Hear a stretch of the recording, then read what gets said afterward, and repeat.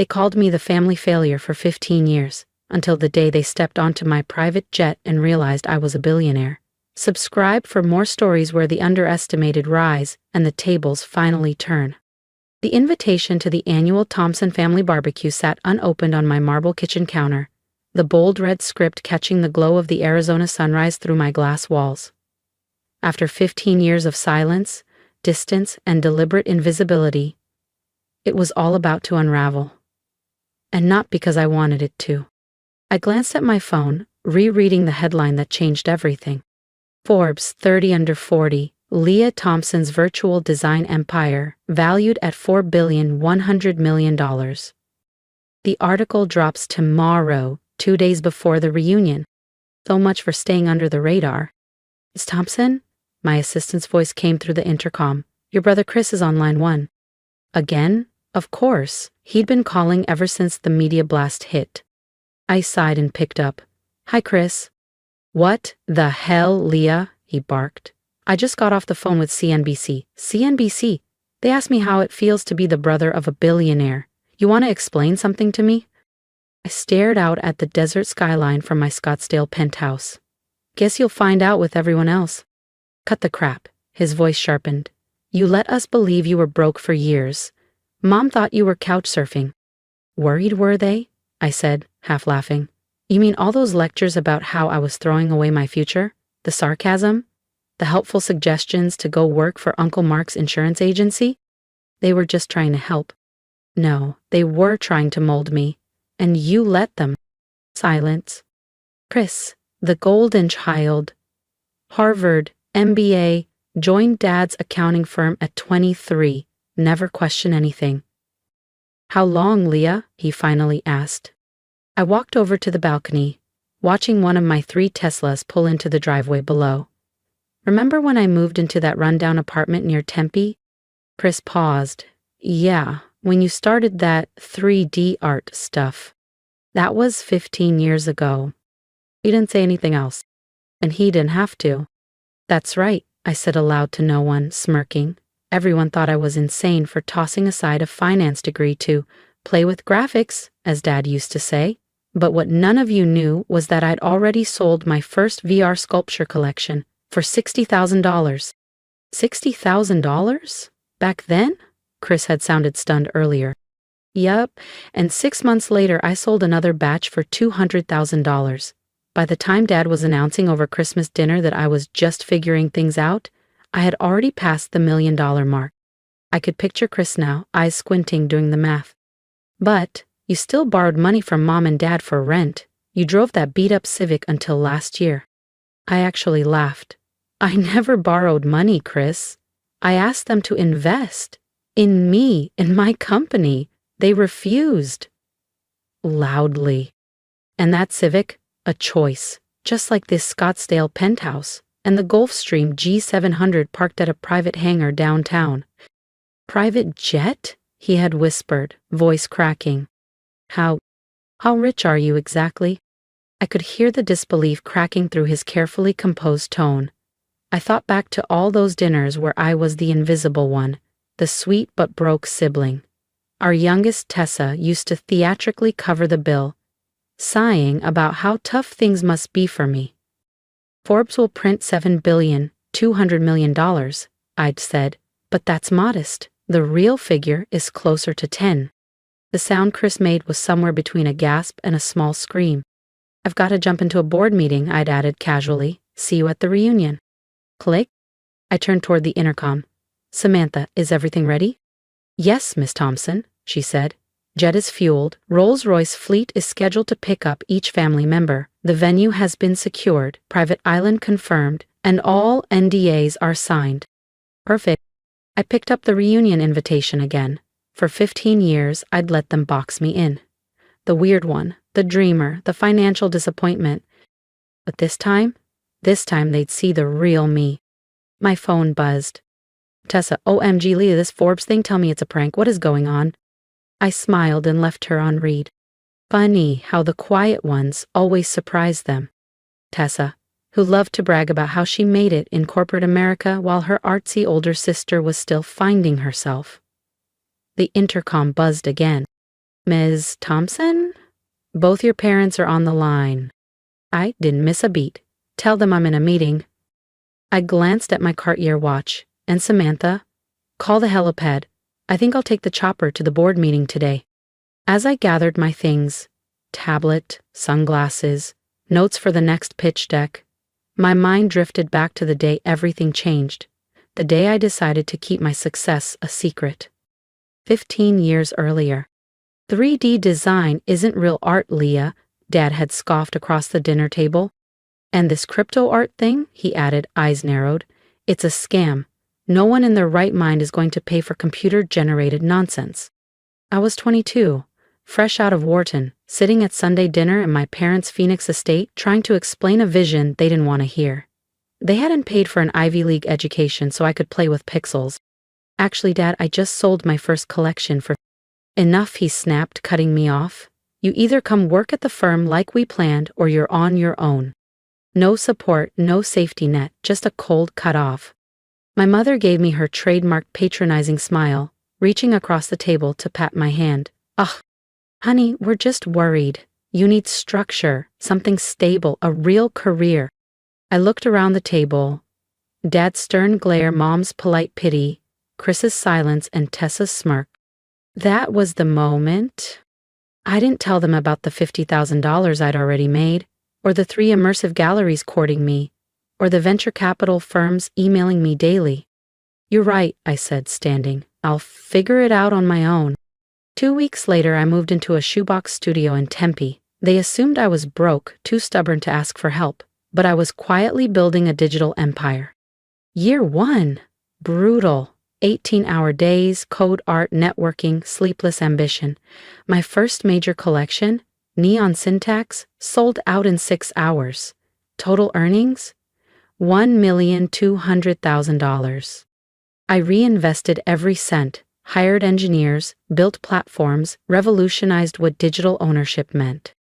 But every time I visited home, same Civic, faded jeans, quiet smile. Let me help with rent, Mom would say. No thanks, I'd reply. I'm doing just fine. And I was more than fine. By the end of that first year, my network had crossed $10 million. By year 3, I'd quietly passed $100 million. But to my family, I was still just Leah, the idealistic sister who wasted her potential. Now, 15 years later, as I stepped into my private helicopter on the roof of my Scottsdale building, I thought about how the little white lie had grown into a billion-dollar secret. And in 2 days, everything would change. My phone buzzed again, a text from Dad. We need to talk. I smirked and turned off the phone. He'd have to wait. After 15 years of condescending comments and backhanded concern, they were finally about to learn the truth, and I was going to make sure they never forgot it. The Forbes article dropped at exactly 6 a.m. ST. I was already up, black coffee in hand, laptop open in my sleek home office, a wall of monitors lighting up with chaos, in real time. Digital art disruptor, how Leah Thompson quietly built a $10 billion empire. Right under the headline, a photo I personally approved, me in front of my best-selling VR gallery, wearing a custom couture outfit worth more than Tessa's annual salary. The article didn't just reveal my wealth. It mapped out the empire I'd built in silence, the tech platforms, the partnerships, the auctions, the investors. My phone erupted. Tessa, wait, is this real? $10 B? Chris, I told you something was up yesterday. Mom, Leah, sweetheart, please call me. Dad, this has to be a mistake, a misprint. Aunt Layla, is our Leah the Leah Thompson? I muted the chat and checked my inbox. Dozens of interview requests, investment pitches, TED Talk invites. But one email stood out, from my dad's longtime business partner, Martin Delgado. Leah, I believe there may be strategic value in exploring synergies between Thompson Interactive and Delgado Capital. I understand your father may have had past reservations, but I assure you we're open to evolving. I actually laughed out loud. 3 years ago, I pitched them a collaboration. Martin looked me dead in the eye and said, "We don't gamble on internet gimmicks." My intercom buzzed. "Ms. Thompson, your mother is in the lobby. She's quite insistent. I pulled up the security feed. There she was, Elaine Thompson, impeccable as ever in her tailored Chanel, arguing with security like her life depended on it. Let her up, I sighed. Time to face the first ripple of the storm. Overlooking the Arizona mountains, sunlight pouring through glass walls, and a Keith Haring original hanging behind me, worth more than my parents' entire house. Leah, my mother whispered, her voice shaking as she stepped fully into the penthouse. What is all this? This is my real home, Mom, I said calmly, handing her a steaming cup of coffee, not the modest little condo I keep for family drop-ins. She wandered toward the floor-to-ceiling windows, her heels echoing against polished marble floors. But how? When? How long have you been living like this? 15 years, I replied, leaning on the kitchen island. Since the night you and Dad said digital art was a phase, something no one would ever take seriously. She turned slowly, her perfectly done-up face now clouded with confusion. And something else I couldn't quite place. But we saw you struggling. The tiny apartment, that old Civic asking for rent help. I gave a dry smile. I never asked for rent help. I asked you both to invest in my company. There's a difference. And the apartment, the car, all part of the illusion. I played the role you believed, the broke dreamer, the lost one. That was the only version of me you ever accepted. Her lips parted in disbelief. You lied to us, Leah, for 15 years. No, I said quietly. I just didn't correct the story you all chose to believe. You were so sure I was failing, you never looked deeper. She sank slowly into one of my custom leather chairs, her posture collapsing. For the first time in years, she looked her age. Does anyone else know? Just Chris, I said. He found out when the press release went out. I think he tried to warn you. She nodded. He called. Your father said it must be a mistake, some other Leah Thompson.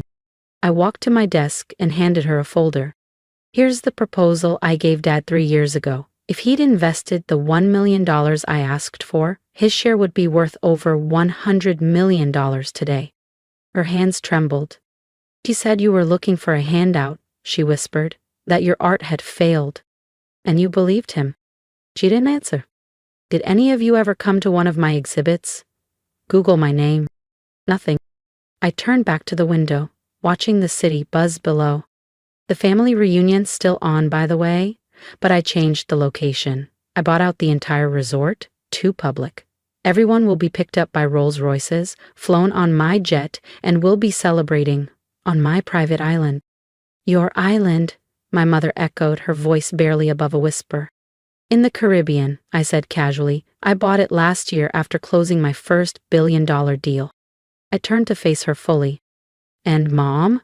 This time, I won't be the quiet one sitting through dinner while everyone lists their promotions and new real estate deals.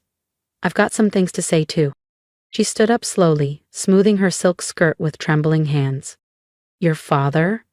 When he sees all of this? Her voice faltered. He'll have no choice but to admit it. That his daughter, his artist-phase daughter, built something bigger than anything in the Thompson legacy. I smiled gently. And Mom? That's just the beginning. I walked her to the elevator, pausing just before the doors opened. Oh, and one more thing. Remember that Bentley you've always wanted? The one Dad says is too impractical? She looked at me, puzzled. I bought 3 of them last month, I said with a shrug. Just because I could. The doors slid closed on her stunned expression. As soon as she was gone, I hit the intercom. Samantha, is everything in place for the reunion? Yes, Miss Thompson, she replied smoothly. Island staff are fully briefed. Each guest will receive a personalized folder documenting every investment offer they declined over the years, along with current valuations. The video timeline of your achievements is finalized and queued for the welcome dinner. Excellent. I picked up my phone, opened the family group chat, and typed a single message.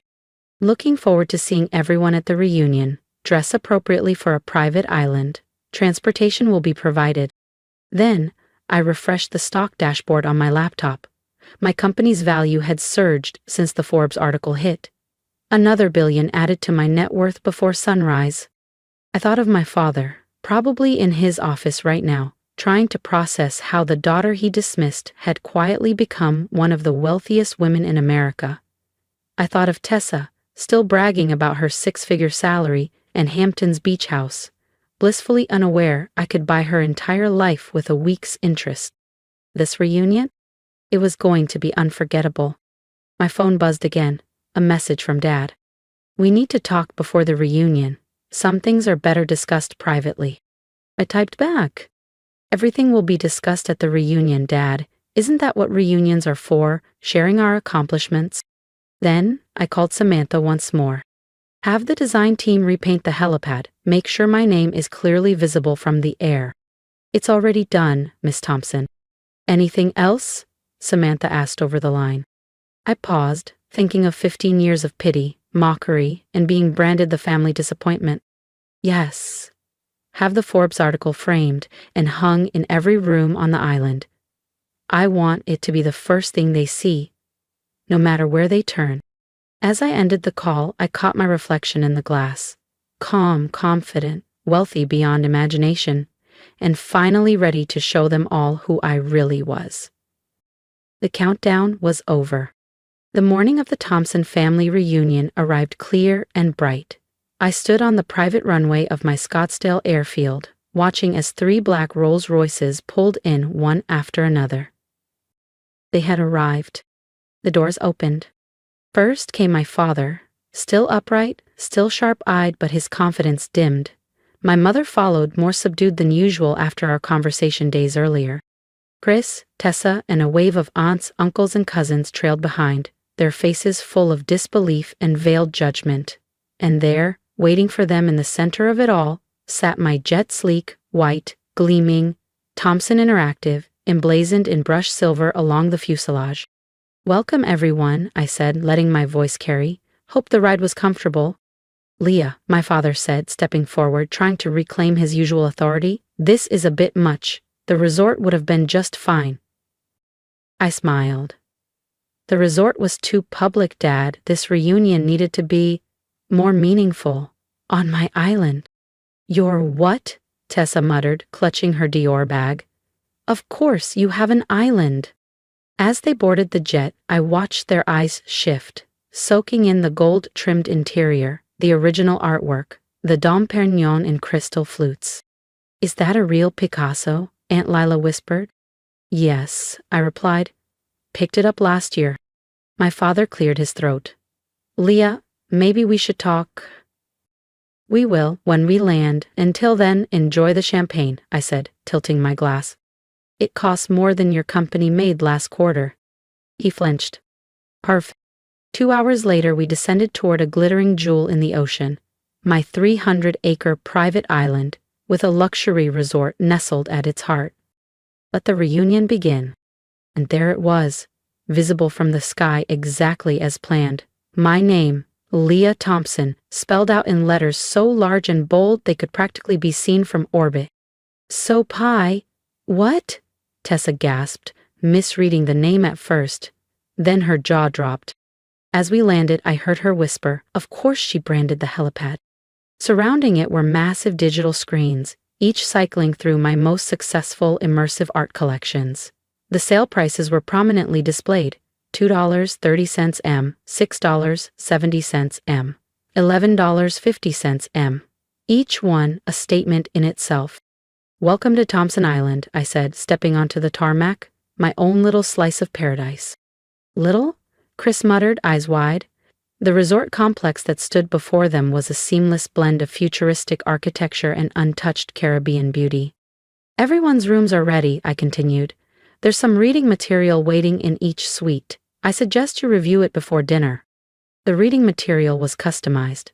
For Dad, a printed timeline of every deal he declined, each missed opportunity annotated with present-day valuations. For Tessa, a comparison of her entire annual salary versus what I earn in interest per day. For Chris, an internal audit showing how much his firm lost by turning down a collaboration with my platform. I gave them an hour to settle in. Then I summoned them to the main dining hall, a glass-walled space overlooking turquoise waves, The long table sparkled with crystal, silver, and place settings worth more than most cars, and on every wall, the Forbes article, framed, backlit, impossible to ignore. They entered slowly, all pretense of confidence fading. Even their designer outfits looked oddly out of place here. "Please, have a seat," I said warmly. "We have quite a bit to talk about." "Leah," Dad began, attempting diplomacy, "I think I speak for all of us when I say we're surprised." "Surprised?" I repeated with a soft laugh. "Not angry that I kept this from you, not disappointed I didn't share the truth, just surprised." "We didn't know," Mom murmured. "No, you didn't want to know," I corrected her. "Every time I tried to talk about my work, you changed the subject. Every time I offered you a seat at the table, you dismissed me." "But the apartment," Tessa said, voice small. "The Civic, the times I picked up the check because you thought I was broke," I finished for her. "Did you enjoy that, Tessa? Being the successful sister? The savior?" She looked down, cheeks flushed. At least she had the decency to look ashamed. "Let me show you something," I said calmly, pressing a discreet button on the side of the dining table. Motorized panels opened overhead, and high-resolution screens descended. A timeline appeared, juxtaposing milestones in my journey with the words they'd used to dismiss me. 2010. "This 3D art thing is a waste of your degree, Dad." Result, my first digital sculpture collection sells for $50,000. 2012. "Leah, you need a stable career, Mom." Result, company valuation hits $15 million. 2015. "At least one of us is doing well, Tessa." Result, I close a $120 million partnership with a major tech firm. 2018. "Crypto art sounds like a scam, Chris." Result, my platform crosses 500,000 users and $600 million in sales. To 2022. "We don't fund online gimmicks, Dad's firm." Result, company valuation surpasses $3 billion. Every single comment. "Every time you looked at me like I was chasing a fantasy," I said, my voice steady. "I remembered all of it, and I used it." My father swallowed hard. "Why didn't you tell us?" "Because you never wanted to hear it," I said. "You needed to learn that success doesn't wear a suit. It doesn't follow your playbook, and sometimes the person you underestimate changes everything." I walked to the edge of the room, glass walls framing endless turquoise water. "The hardest part wasn't keeping secrets. It was watching you all celebrate each other, while I was building something you couldn't see." "Mediocrity," Marcus said through gritted teeth. "Yes," I said. "You played it safe. That was your ceiling. Mine was higher." I turned to Tessa. "You flaunted your six-figure salary like it was gold. I made that during a coffee break." Dad stood. "Enough. We were wrong, okay?" "No," I said firmly. "I don't want an apology. I want you to understand." I pressed another button. The screens shifted, revealing the prototype of my latest creation. "This launches next month. A redefinition of how art is created, owned, and valued. Estimated worth, $10 billion. I looked at them all. "This time you'll see it happen with your own eyes. No more doubting." The room fell into a deep silence, the kind that only comes when illusions finally collapse. My family sat frozen, absorbing the reality they had ignored for so long. Finally, my mother spoke. "We're proud of you, Leah. We should have been proud all along." "Thank you, Mom," I said gently. "But I didn't do this for your pride. I did it because it was my dream, my vision." I looked around at the opulence they now couldn't deny. "And now it's my empire." "So what happens now?" Chris asked quietly. "Now?" I echoed, pouring myself a glass of wine. "Now we have dinner, as a family. But this time, we'll do it my way. No more pretending, no more hiding." I raised my glass. "To the truth." Finally. One by one they lifted their glasses. The shock hadn't fully worn off, but something was shifting. The rest of the evening passed in a haze of Michelin-level cuisine, aged wine, and hesitant but warming conversation. For the first time in 15 years, they weren't just seeing me, they were really seeing me. When they finally retired to their suites, I stayed behind, watching moonlight dance across the waves. Samantha appeared beside me, her voice soft. Was it worth it? I thought back to the timeline, their stunned expressions, the pride they never used to show. Yes, I said, but not for the reasons I thought. It wasn't about proving them wrong anymore, it was about finally being free, fully myself. I smiled, and tomorrow we show them the future. Their world of mutual funds, corporate ladders, and conservative choices was fading.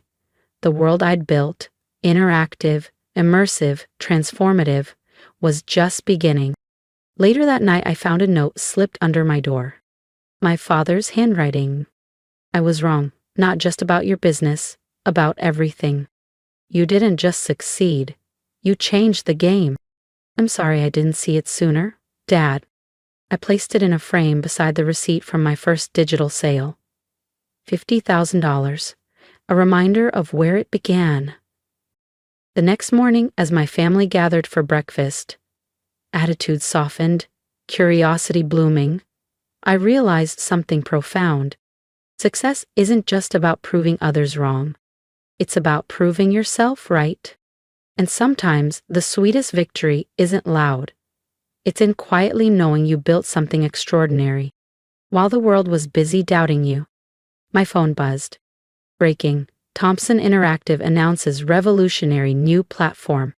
The future had arrived, and this time, they'd be watching it unfold. No more hiding, no more pretending. Just success, on my terms. If you've heard my story, I want to hear from you. Leave a comment below. Tell me what you would do if you were in my shoes. Would you keep going, even when your family didn't believe in you? Would you stay silent? Or make the world listen when the time is right? Your support means more than you think. Share this video if you believe in second chances, in building something powerful even when no one is watching. And don't forget to subscribe, because this isn't just my story. It's for anyone who's ever been doubted, dismissed, or underestimated. And if you're chasing a dream right now, keep going. People may laugh, they may doubt you, they may call you crazy. Let them. Let their doubts fuel your drive. Build quietly, grow, and when the time comes, let the results speak for themselves. You don't owe anyone an explanation for your vision, but someday you owe it to yourself to prove you were right all along. Because success, it's not about shouting the loudest. It's about being undeniable. Now, tell me below, what dream are you unwilling to let go of?